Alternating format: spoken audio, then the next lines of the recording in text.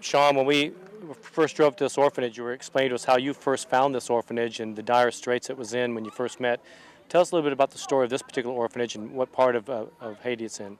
Well, we had been doing a medical mission not very far from here in the bush, really.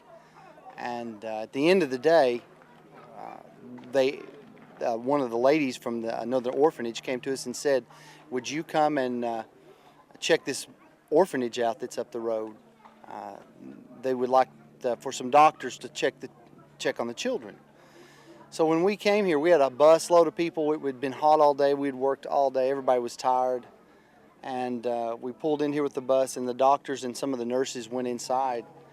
And what they found was children that were dying. These children, many of them have come from Gonaives.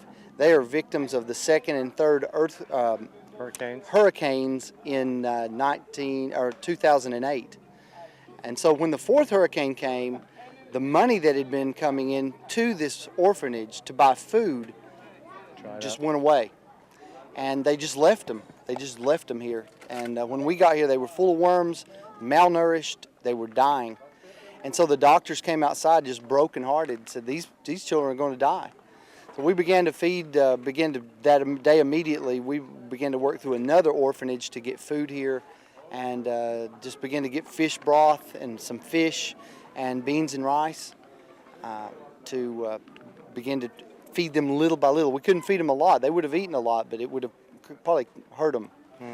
And we had to begin to put worm medicine. We had to put worm medicine in the food and make sure that they had medicine to get rid of the worms, because it wouldn't have mattered what we fed them. They were still going to die. The worms are just eating everything in them.